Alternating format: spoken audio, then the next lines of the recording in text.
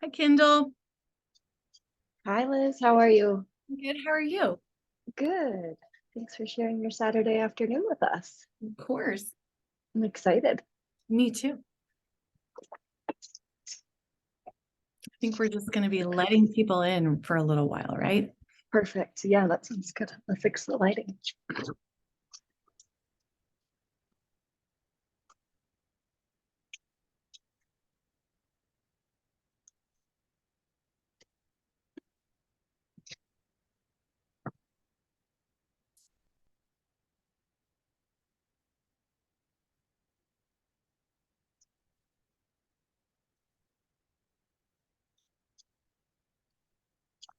Hi, Brittany and Shivani.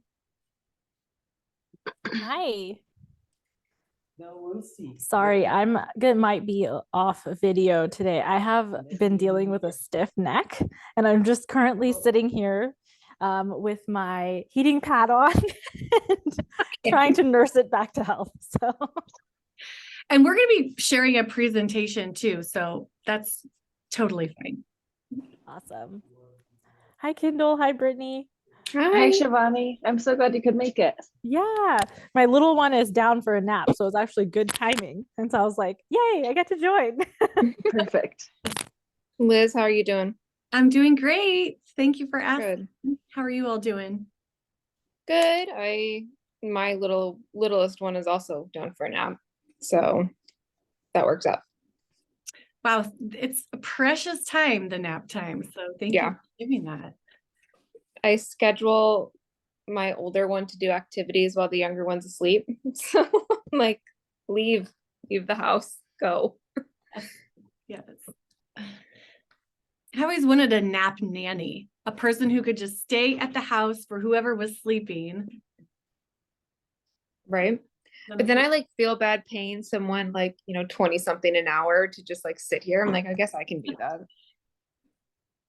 My friends and I always battle with that. We're like, should we get a nanny for a date night? And we're like, but it kills us to just pay for someone to watch him sleep. Right. And then by the time with dinner and stuff, I feel like the dates are $200. And you're like, seriously? This is where we're at now? Yep. Yes.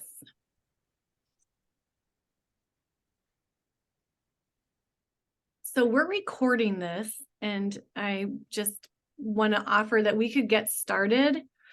And people could catch the beginning if they miss it, just to honor everyone's time. I know it's not even 2:00 yet, so I'm not rushing. I just wanted to offer that. Yeah, I know Elizabeth had told me, she texted me our Elizabeth is PSI Arizona's president. She doesn't call herself that. Chairperson is the word she uses. And she said 3 people registered on Eventbrite, which I did not do. Kendall, did you do that? Nope, no. I did not. And then we had one person reach out via Instagram, and we sent her an email. And I think, I'm pretty sure she followed up saying that she was going to be here. So hopefully she can make it. Yeah, I'll give him a couple minutes. I wonder who made the Eventbrite. That's so interesting. Elizabeth did. Oh, okay. It's yeah, Eventbrite. She is always trying out different ways of advertising and things like that. She also put it on LinkedIn, which I wouldn't have thought of either. So, I mean, it worked out. I was like, okay, you want to do that? You go right ahead. I don't know how to do this. Get more people to come, great.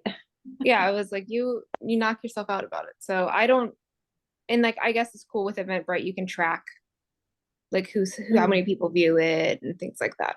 Oh, that's nice. So do you go to Eventbrite to find events? I think so. Okay. And then I think she also when I was on a couple different lists of emails where she emailed out the Eventbrite link. So you can do it that way too.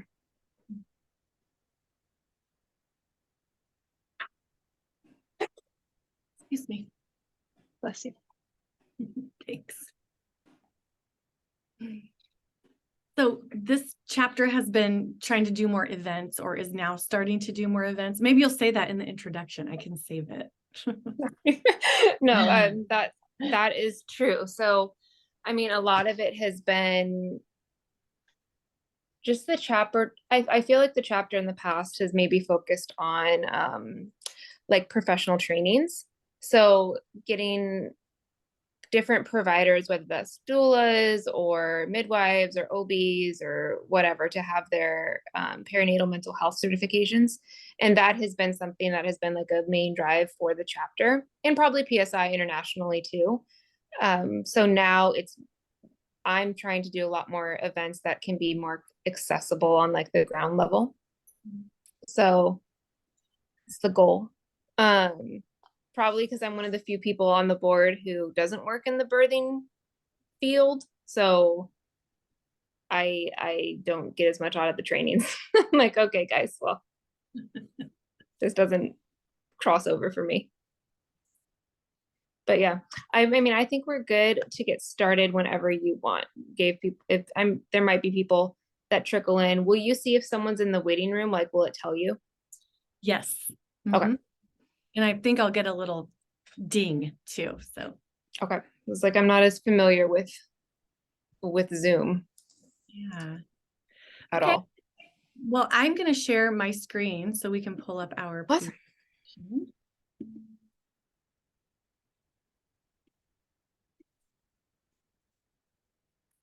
Thank you for bearing with me. Oh, no, you're fine. Here we go. Are we good to go? Can everyone see the slides? I can see it. Yep. Well, I can get us started just with this official title page here. Go for it. Our webinar, our event today is called Forever Yours, Embracing the Journey of Your Postpartum Body, which I love the title of this. I don't know who came up with it exactly, but we're not asking people to embrace their body necessarily, but embrace the journey, which is an invitation to show up for whatever happens as the life unfolds as a mother with their body. And I am teaming up. I'm Liz Brinkman. I'm a dietitian in Phoenix, Arizona. I have a group practice with 3 other dietitians. And so I'm really grateful for the opportunity to participate and offer this event in partnership with PSI, Postpartum Support International, the Arizona chapter.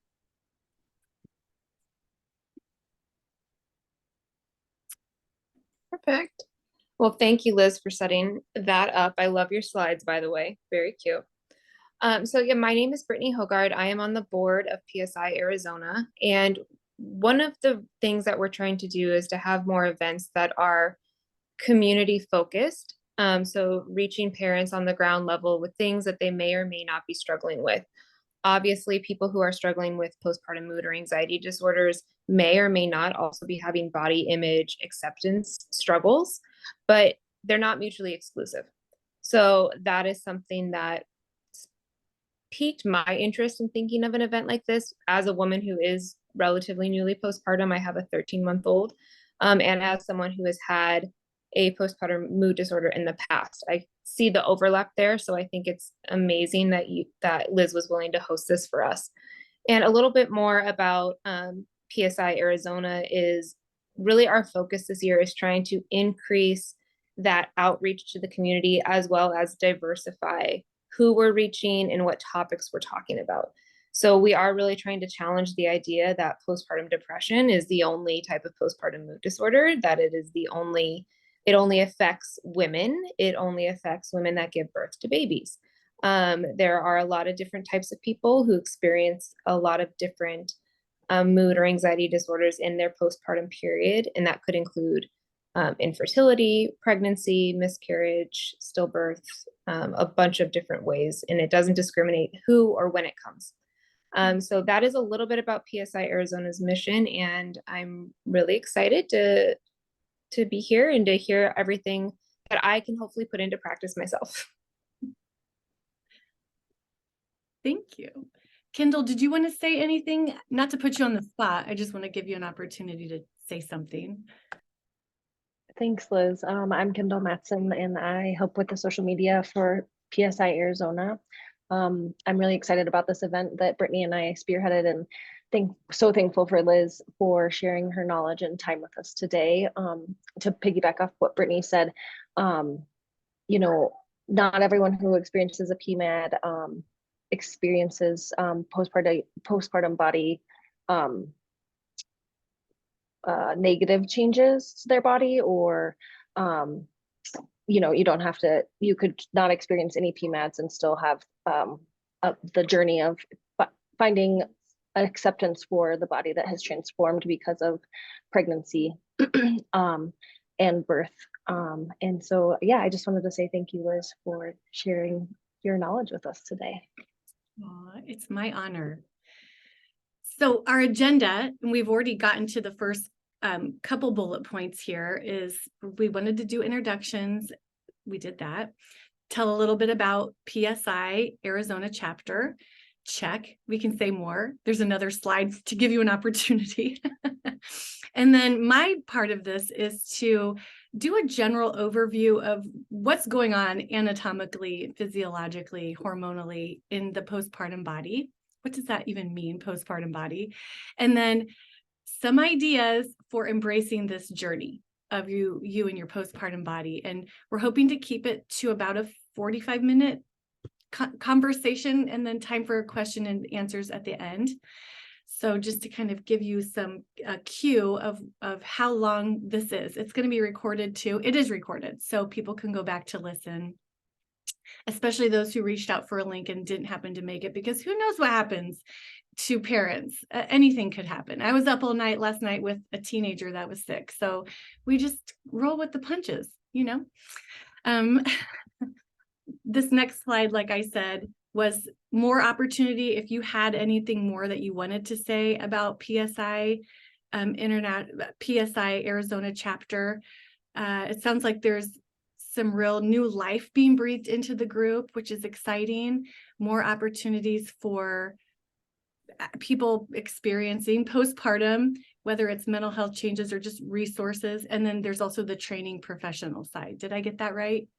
Yes, Liz, you did. And I guess one thing I would kind of highlight is we are providing support to individuals who experience postpartum mood or anxiety disorders. We have significant amount of resources to do that.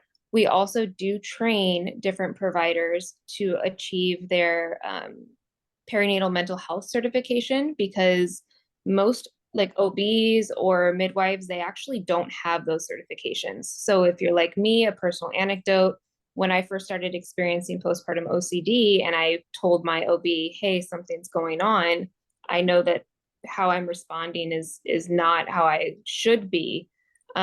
She flat out told me, well, you didn't score high on the postpartum depression scale, so I don't know what to do for you.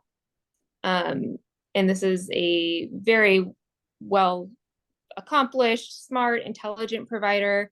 But because I wasn't depressed, she didn't actually know what to do. Thankfully, she did reach out to a friend who did know what to do.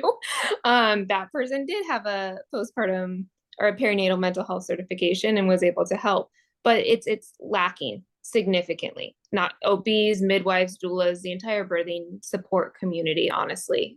So that education, that training aspect is a huge part of PSI.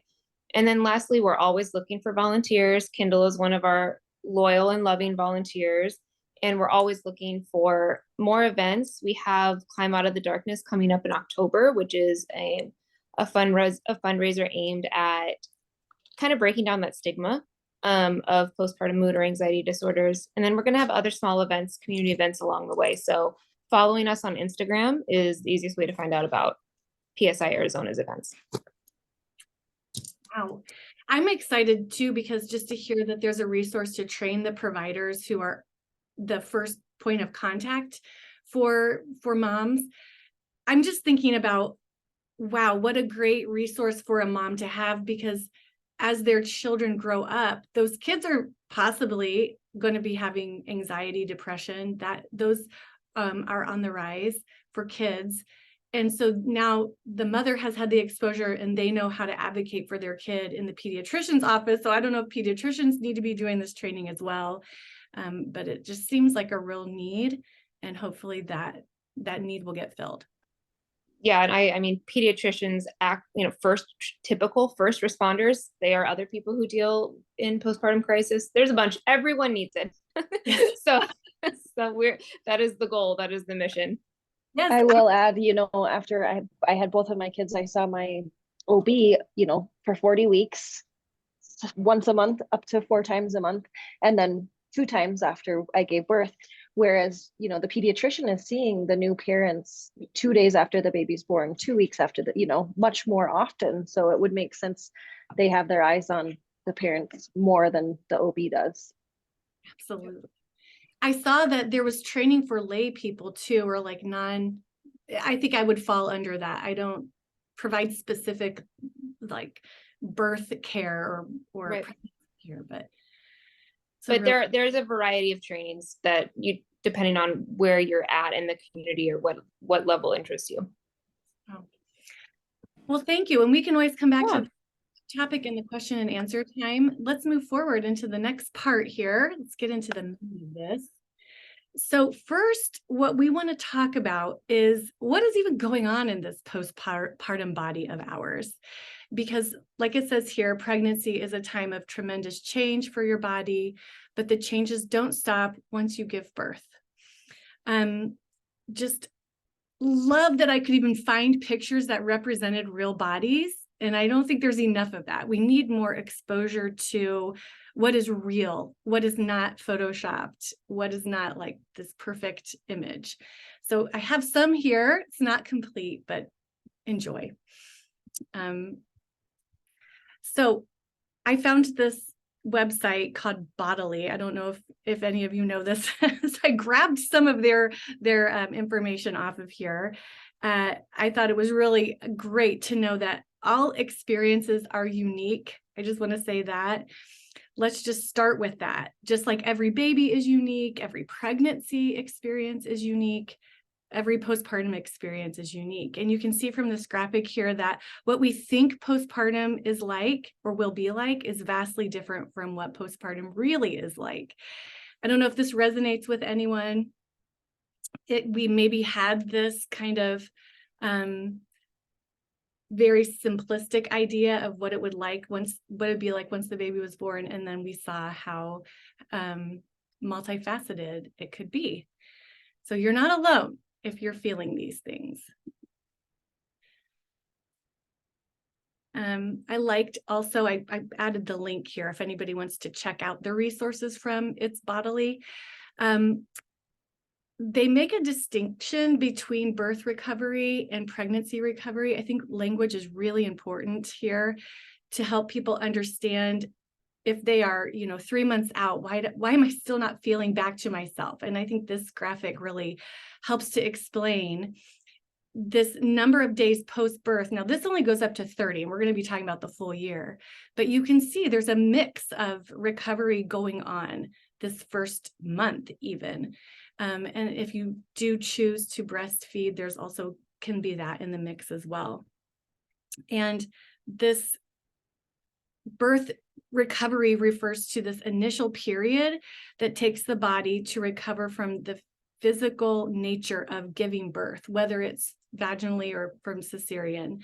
So this can include anything from repairing tears, your GI tract returning to what it was pre-pregnancy state. So bowel movement habits, bowel movement consistency, the healing of the vagina, the perineum, C-section incisions. So this birth recovery stage is typically most intense for the first 6 weeks after giving birth. But depending on your circumstances of the birth, this period of intensity can last dramatically longer than this. So I always want to give that. We have these like typical numbers here, but if you don't fit that doesn't mean you're wrong. It means that you're different and that's your experience. Pregnancy recovery refers to the 9+ months that it takes the body to recover from pregnancy. So while you can be experiencing things like diastasis recti, when your abdominal muscles pull apart to make room for the baby, you could also be experiencing pelvic floor dysfunction, anxiety, depression, and hair loss. And you might even notice that your skeletal system is shifting too after giving birth. So what I want to say is that despite the recovery, your body doesn't feel or look how it did before, possibly, and that's okay. I think it's a myth that you will recover into your pre-pregnancy body exactly, because it's a different vessel now. It has been through something, and there's going to be signs of that, and we don't need to pathologize that. That's part of this thing of giving birth. Okay. Just to break it down a little bit more, the first few weeks after giving birth, you're maybe noticing in your body this postpartum bleeding, whether or not, doesn't matter if you delivered vaginally or not, there's going to be some bleeding up to 6 weeks. If you choose to breastfeed, the first milk that will come out will look a little bit different than the milk that comes out later on. Hormonally, progesterone and estrogen hormones that were extremely elevated during pregnancy dramatically fall. And that's to help produce breast milk. And this dramatic fall is really significant, and it can be a trigger for an onset of extreme postpartum emotions. It's a period that feels like this roller coaster of ups and downs, and can trigger postpartum depression. Then we get to 1 to 3 months, and this is the time that continues to bring transitions and adjustments. Cesarean incisions will begin to feel less tender, and any vaginal stitches will have dissolved usually by then. 50% of people realize or discover that their feet have grown permanently. In terms of hormones, you might be continuing to feel wild mood shifts or even subtle mood swings. Your body is still adjusting to postpartum levels of hormones, especially if you're in the early stages of nursing, which can cause estrogen levels to be low.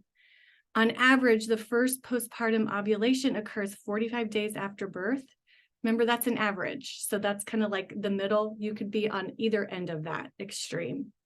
So it's important to start planning contraception. Your body's libido is all tied up with breastfeeding and pregnancy recovery, sleep deprivation, being touched all the time.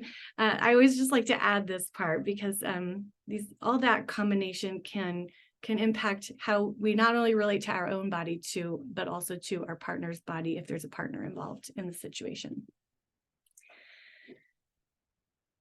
We have 3 to 6 months out. There's still a lot going on outside and under the surface. It's in terms of the body, there's this at 3-month mark, most vaginal delivery wounds will be healed, though it's common to still have sensitivity and discomfort or feel tender at the site of stitches, especially if you had an episiotomy or 3rd or 4th degree tearing. If you're breastfeeding, you might feel like you're kind of getting used to it, but you still may experience chapped nipples, cracks, engorgement in the breasts. Around 4 months, you're going to notice that your hair is falling out. That can be really disarming. All those strands are falling out, sometimes in big clumps, and that's kind of leaving behind this baby fuzz at the temples and above your ears.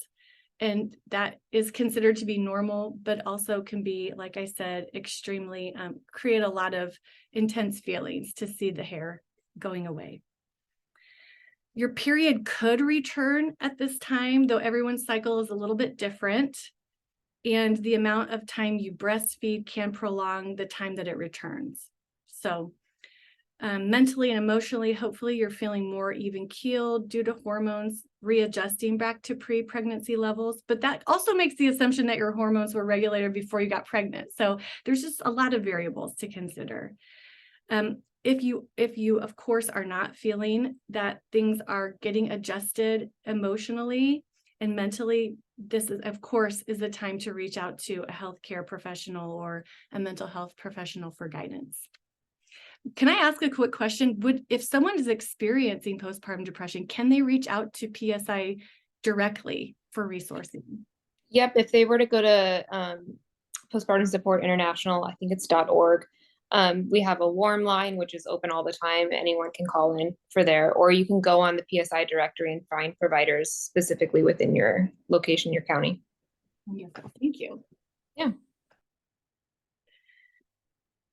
So this last part goes up to 12 months, but I believe and have personally have experienced this recovery period lasting longer than 12 months. So I just want to say that to normalize that you might not see yourself fitting into this. Oh, it's over 12 months out. But around this time, the 6 to 12 months, your uterus is back to your pre-pregnancy size. That's around the 9-month mark, according to this information. Your pelvic floor strength can take some time to come back, but at this point, if you're noticing issues with incontinence, that might be a cue to talk to your healthcare provider. Up until about 9 months, I think it's still considered just part of the recovery process. After that, it might be an invitation to work with a pelvic floor therapist or physical therapist, or just talking to your doctor. If you had a cesarean birth, you might find that your abdominal strength is still not quite back to normal. So that's absolutely, thinking about how much physical trauma happened to the abdominal muscles. It takes a long time for all of those layers to repair themselves. Ovulation is nearing regularity again at this point.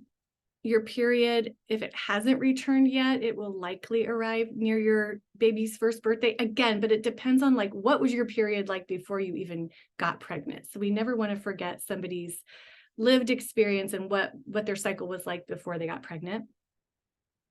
In terms of breastfeeding, if you've continued this long, it can cause your hormone levels to rest decidedly in the not in the mood for sex zone. I loved that. I wanted to just grab that comment right from the website. And can also restrict natural lubrication, which can be another huge deterrent to wanting to be intimate that way. Also, if you had a vaginal birth that required stitches, it still might not feel comfortable to have sex, and that's totally normal. And there's ways to support that. There's lots of ways to be intimate. It doesn't have to be just one way. And I think sometimes this postpartum time can be an invitation to find other ways to connect intimately with whoever you want to connect with. So that's kind of like the body and hormone side of things. Before we go on, does anybody have any questions? Do you want to unmute yourself, share anything that came up for you that did not go along with that timeline? Liz, I was just gonna, sorry, I didn't mean to cut you off. I was gonna add to that. One time my provider told me that she considers the postpartum period to be at least 1 year once you stop nursing, if you nurse. And I didn't nurse with my first, and I had a much different timeline than I did nurse with my second. And I have noticed that hormones, elasticity, like in limbs and like your muscles, like that did change a lot with nursing, which I experienced from doing, again, not with my first, but with my second. So when she did kind of plant that seed of well, if you nurse, it's really at least a year from when you stop doing that your hormones are going to hopefully stabilize, which is whatever stable for you. maybe not. I just thought that was an interesting comment and always stuck out to me.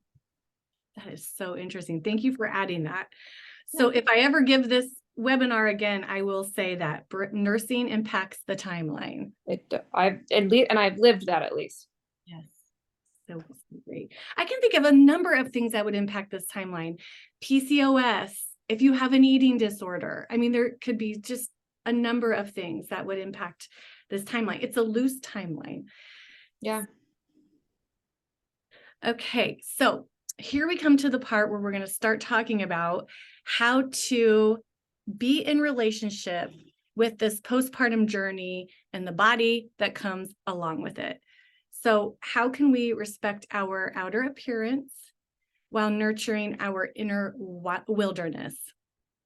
And so we've gone through the anatomical, physiological, and hormonal changes. It was not a complete, I mean, we could spend a whole day talking about recovery and what goes on in the body. But I just want to say that understanding and getting this knowledge through this webinar, reading a book, talking to your healthcare provider is not necessarily enough to create a respectful, connected, compassionate relationship with our bodies. So knowing is important, but there is a lot of opportunity for caring and learning how to relate to the body despite knowing what should be typical and what these timelines are. What I want you to get from sitting in on this brief webinar, this brief event, is a broader perspective on what staying in relationship with your body looks like. I want to offer practices to care for your body, building trust and respect. And I also want you to walk away with knowledge of the variables that disrupt your best efforts to stay in relationship with your body. Asking you to love your postpartum body is a really tall order. I think we could talk forever about let's define what we mean by love, but I really want to honor this title of this whole webinar, which is how do we stay on the journey with this body of ours? First, I want to talk a little bit about what is the difference between body image and embodiment. So the idea of body image focuses on how we see ourselves from the outside. Looking at our body, generally, we're conditioned to look at it with a real critical, authoritative perspective, judging our looks and how beautiful we are based on how we look. Focusing on body image can lead us to compare how our outer appearance stacks up against others' outer appearances, or even our pre-pregnancy outer appearance, like our former self's outer appearance. Focusing on body image can often lead us to believe that if we fix how we look on the outside, that we'll finally be happy and feel worthy to live our lives.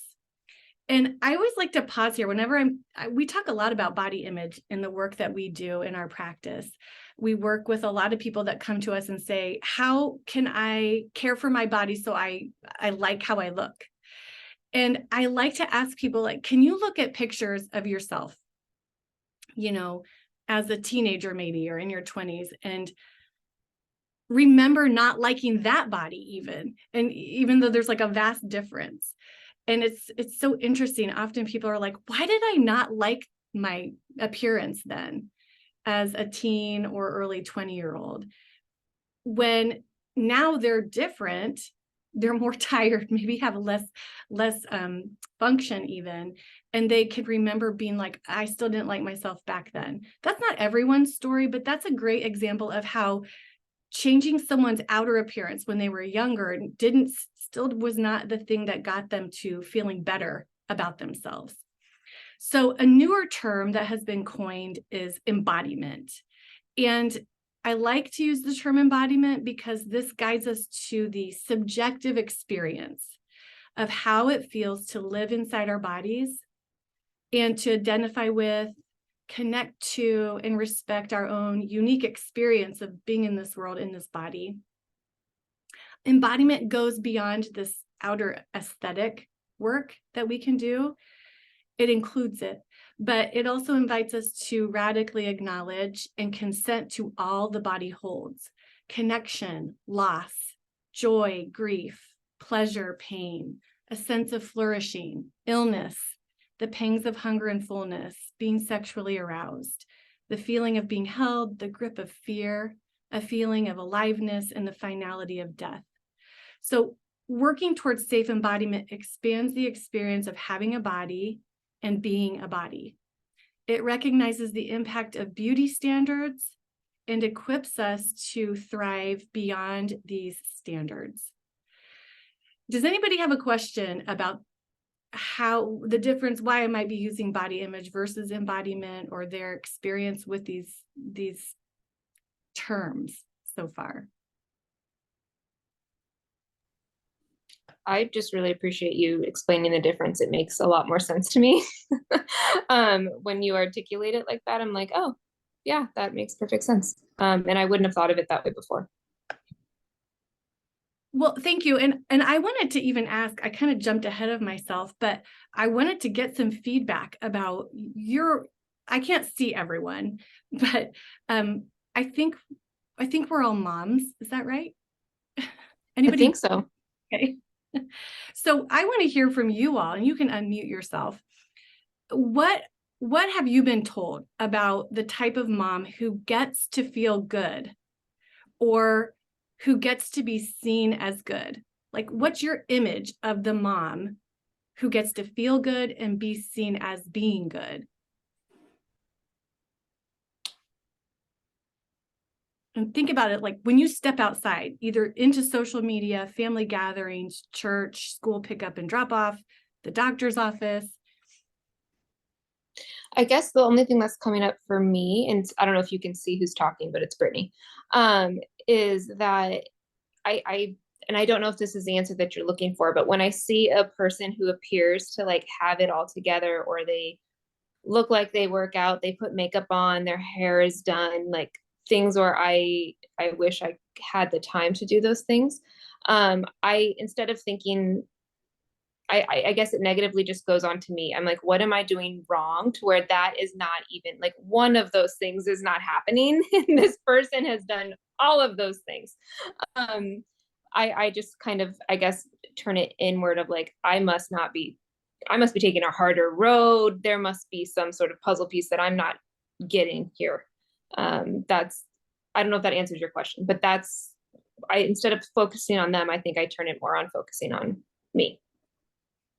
That's exactly what I was thinking. That's my experience. And I think everyone can have their own experience, but I think about this notion of what is it to be good? And I immediately go to comparison. It's not something that stands alone in isolation. It is in relationship with something else. And you're exactly right. It's like, what am I missing here? They seem to be doing something exactly right just by how they look. Anybody else want to contribute before I have two more questions about this? This is Kendall, and Brittany like stole the words out of my mouth.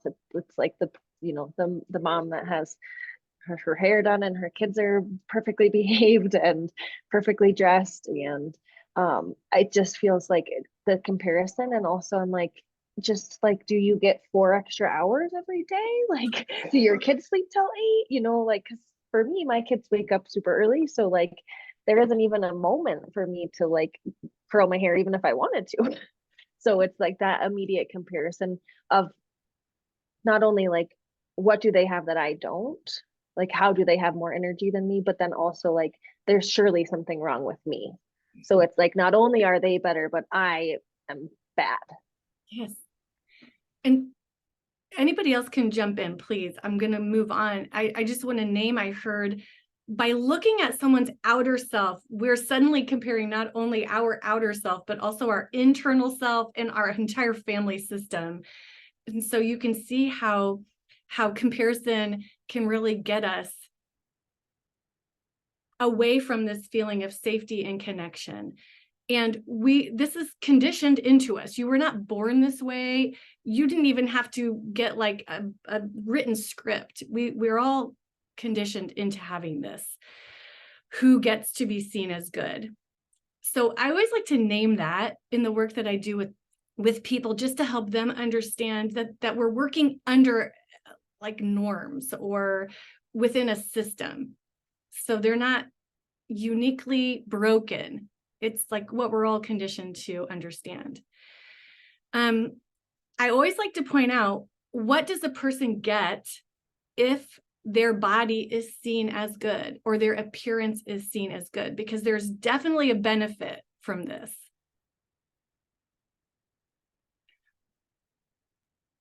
Yeah, I think there's a ton of, privilege on like multiple different levels. Whether you get like your Starbucks paid for, or more people are just more polite to you, or someone holds the door open for you, or they take what you say, especially in positions like professionally, they believe it more because you look more put together or more confident than someone who looks like they've been up all night with a screaming baby. Even if that's true, I don't see a lot of, really what that means to me is a lack of compassion that society has for individual life circumstances. And they're assigning way too much emphasis onto what would be body image, I guess. And yeah, I mean, people, they get tons of stuff on macro and micro levels, in my opinion. Yes. Yes. Yes to all of that. I would Nathan, say, I was just gonna say, there was a time in my life where I'm an attorney and I would go to court like dressed up, heels, makeup, hair done, didn't have kids. Since having kids and it's more makeup free, hair back, flats, I get told like, you should smile more. You look tired. Little micro comments like that from like security guys or court clerks. And it's like, no, you don't get to like say that to me. No, thank you. But that's just an example in my own experience where you've had more a body image that was more socially acceptable, I guess, versus one that like people will want to critique. yes. Yes. And I I'll would- just piggyback of like, you get like more like if you're fitting those like societal norms or like aspirations of what you should look like, you get more positive attention, whether you want it or not. And then like Brittany said, like if your hair isn't done or you were up all night and you do look tired, or if you don't fit societal norms in terms of the shape of your body or the size of your body, you're either getting negative comments or you're hearing people positively comment on people's bodies who don't look like yours. Yes. Oh my gosh.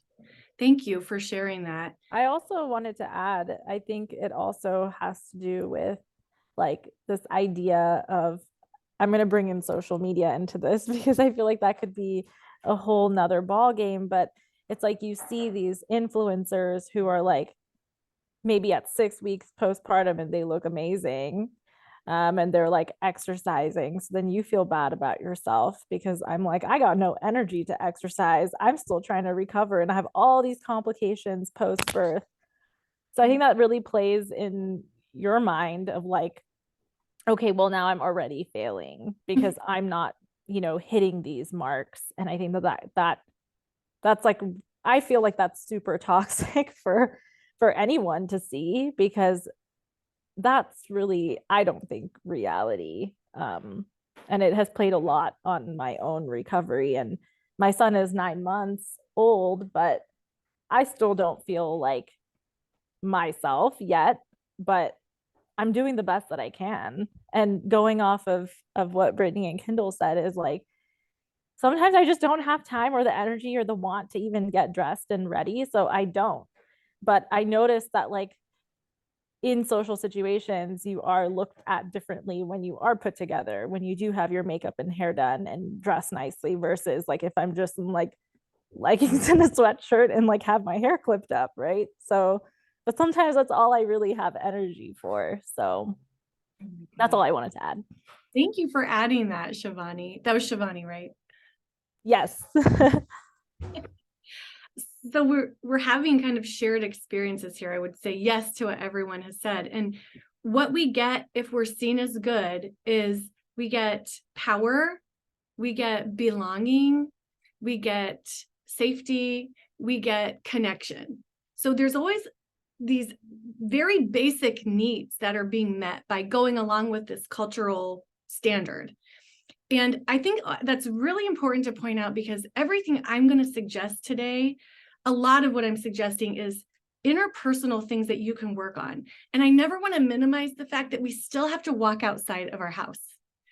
And I want to hold those things because I don't ever expect someone to say like, I'm just going to stop caring. Well, who gets to do that? I mean, there can be different levels of caring what other people think. And I just want to really acknowledge that. And when someone says to me, you know, I practice a weight inclusive approach to diet counseling, so, or nutrition counseling, eating disorder recovery. And people will come and be like, I really want to work with you, but I still want to lose weight. And I'm like, how could you not want to in this world, want to change your body size? So I always try to reiterate. So what you want, when you say that, you're just telling me you want to be safe, you want to have access to ease, you know, to clothing, to be comfortable in the built environment, on an airplane. Of course you want that. I'm just wondering, can we find another way for you to get those things without going through all these rigid rules and walking around semi-starved? So that's a little bit of a segue to what I do, but I always want to acknowledge, like, caring for our outer appearance is not just this flippant thing. There's a lot of social reasons to do it. And so how do we move forward in that? I mean, the same thing can go for, like, how is my kid behaving? If they're behaving well, the teachers are going to like them. They're going to have more friends easily. So we have to live in this world. And how do we do that well is what I'm trying to get at here. How can we start to not only notice how our outer appearance looks, because it does matter, but how can we tell if we're doing well from the inside as well? That leads us to some practical approaches to practicing safe embodiment. I want to send you all away, I'm noticing the time, with some approaches here that I've come up with. So you can see number one is, don't try to go into this toxic body positivity space. It's like, you got to leave loving your body. I would never expect anyone to do that. I think we could aim for body neutrality or body respect. Two ways that you can start to practice this is to focus on everything that your body has done and is doing for you and your baby. So if you're starting to notice this negativity about how your body looks, start to kind of, it's almost like a gratitude practice, or not even gratitude, but just the truth of, what has my body done for me? How is she carrying me through this part of my life and supporting this baby that has been brought into the world? The second one of these is what I call affirmations. Oh, do you have a question? Does someone say question? No. Okay. So instead of affirmation, like, my body is good or my body is strong, not that that's not true. I just think sometimes if we start out with, what if my body is actually fine?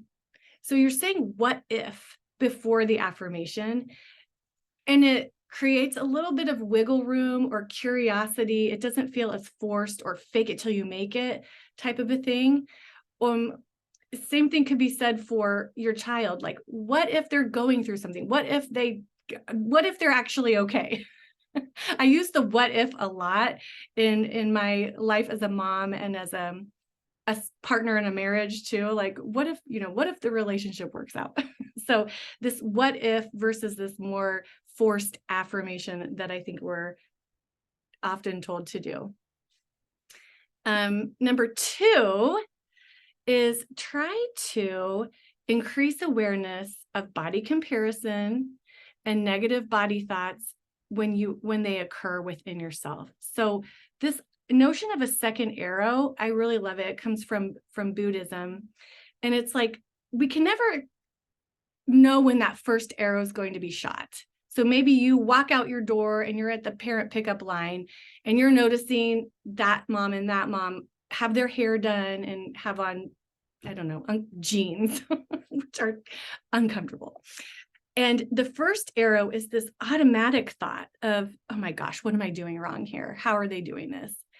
The second arrow is when you keep thinking it over and over again. You're just like taking the arrow that just got shot at you from culture, and you're like, oh, this is interesting. And you're stabbing yourself with it over and over again. So the second arrow is something that you have a little bit more control over. And I love to use the self-compassion break for that, but I want to talk about the second bullet point really quick, which is a way to deal with comparison, which is totally normal and natural, is to notice oh, I'm objectifying myself. I'm treating myself like an object to be looked at. Let me take a quick moment and come into myself and try to be a subject of my experience. So you're standing in line, you're waiting to pick up your kid, you're noticing everybody dolled up and looking cute. You're like, I don't look like them. I'm objectifying. But can I just come in here and think, can I notice what I'm smelling? Can I notice, a texture that I can feel? What am I seeing? What am I hearing? I don't know. Maybe I'm holding a coffee. What am I tasting? So you go into your senses to almost ground yourself to the experience of standing there in that line. So you're not just an object standing there. You're embodying the experience. The self-compassion break is one of my favorite tools to teach my clients, which uses mindfulness, common humanity, and kindness.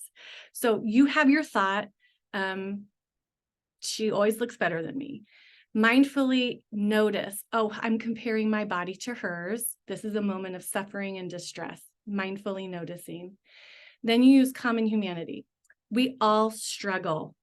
Women are of all sizes and shapes are burdened with those thoughts too. So it's not just you. You're not the sole person experiencing this comparison trap. And then the final one is kindness. May I give myself compassion that I need? May I learn to accept myself as I am? So it's like 3 pillars that you can use, but you have to catch your thought first. You have to catch yourself ready to stab yourself with that second arrow and be like, before I do that, let me just see if I can walk through this self-compassion break. And it's almost a script that you could have on your phone because it's hard to remember in the moment that you could go through. But the more you practice it, the more you can automatically get to that, putting down the second arrow and caring for yourself with self-compassion. Okay, number 3, catch and stop body checking behaviors. I'm glad, Brittany, that you brought up OCD because this kind of is similar to a almost compulsive behavior of looking in the mirror or looking in a reflective surface to check, am I okay? That's what it's about. I've had people weigh themselves 50 times a day or get up and look in the mirror every time they take a bite of food. I mean, that's like a very extreme example of body checking, or being like very fixated on eyebrows or something like that. So it perpetuates the negative embodiment, or it disrupts your safe embodiment to be body checking. So of course, the first thing is to notice that you're doing it. And if it feels like it's really disrupting your day, this is a thing to talk to a dietitian and or therapist about, because there's very specific approaches to caring for it. I always ask my clients, can you put your scale away for a little while, especially if they're like, how do I know what I can eat, or if I did it okay yesterday if I don't check my weight? That's an invitation for all kinds of support. Limit the time in front of a mirror or reflective surface. So if you're getting ready in the morning, I say take a quick look, like, got anything in your teeth? If you put makeup on, is it good enough? And then make a point to notice the urge to go check in the mirror again and say, oh gosh, I am looking for validation that I'm okay. Again, go back into that subjective experience. I don't know, do I feel okay? No, I feel overwhelmed. Okay, how can I care for overwhelm that does not include me going to a mirror? No, I feel very disconnected. Okay, how do I find connection without looking in the mirror? So you can start to notice, like, if you do this body checking behavior, that's a clue. It's your cue of being like, I need something. Going to the mirror might feel good in the moment, but there's a shadow side to it and it's incomplete. And again, you were trained to do it. So it's, you weren't born checking in the mirror. That got taught to you. And so I just like to help people understand, like, what's the strategy behind doing it and what are some approaches to stop the behavior? I also have, like, wear clothes that you like and feel comfortable in. Find a uniform. Don't be spending a bunch of time trying to find new clothes this first year after having a child. Take a little time at the beginning or even today to find 1 or 2 outfits that feel comfortable to you and that look good enough for you. Okay, and then number 4 is honor your body by eating foods and moving in a way that makes you feel good. This is a huge part of what I do. I could spend 20 sessions with someone talking about how do you give yourself permission to eat what does your body even need? And how do you give yourself permission to properly and adequately nourish yourself independent of your size, independent if this number on the scale is going down or up. We all have needs independent of what the outside of our body, the shape and the size of it is. Eating at regular intervals, that can be very challenging with a baby. Aiming for, again, adequacy and variety that fit your preference, that fit your cooking skills, and fits your budget. So there's lots of things that we can talk about within that.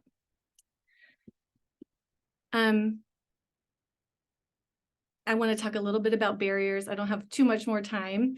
The most common disruptors to people, moms working on safe embodiment, is division of labor. If they are doing the majority of the load of work at home and have a job, or don't even have a job outside of the home, but not being supported to do all the work.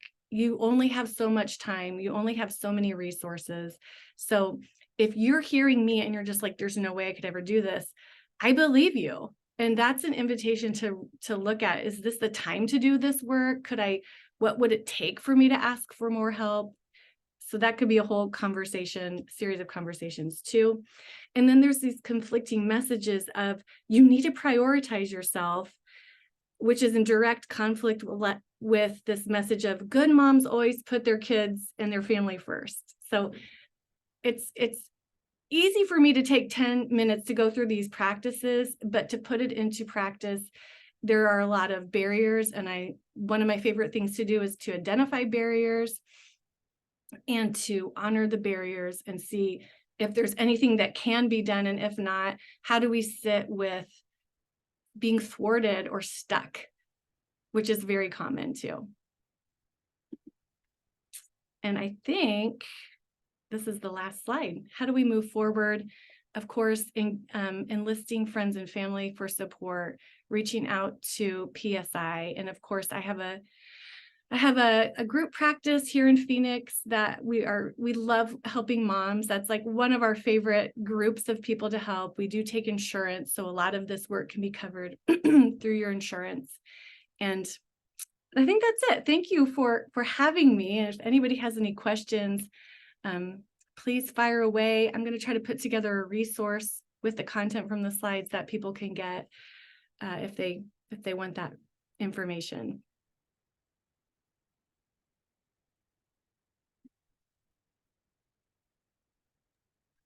Thank you so much, Liz. That was phenomenal. So much insight and so many really wonderful things to take away and put into practice right away. And if you don't mind sharing the slide deck, that would be fabulous, because I know for myself, like, it would be just so great to be able to like look back and say like, okay, today I'm gonna like focus on this when I have the time and space and the energy to do that. Yes. Oh my gosh. I would be honored to. I made this in Canva, so I don't know how to share the slide deck, but as soon as I figure it out, I'll send it over to you. Okay, awesome. I'll try to think on that too. Yeah. And I'll share the Thank you. recording if you have a library that you want to store it. Yeah, if you don't mind, that would be fabulous. Awesome. Thank you for partnering with us on this, Liz. And yeah. Hi, Homer. Awesome. Well, it was really an honor to be with everyone. I will send my resources over. And of course, if anybody wants to reach out and get support individually, we are here for that. Thank you. Thank Thank you. you. Bye. Thank you. Can you say bye, Pumi? Bye. Say bye. See you later. Bye. Thanks, Liz. Bye.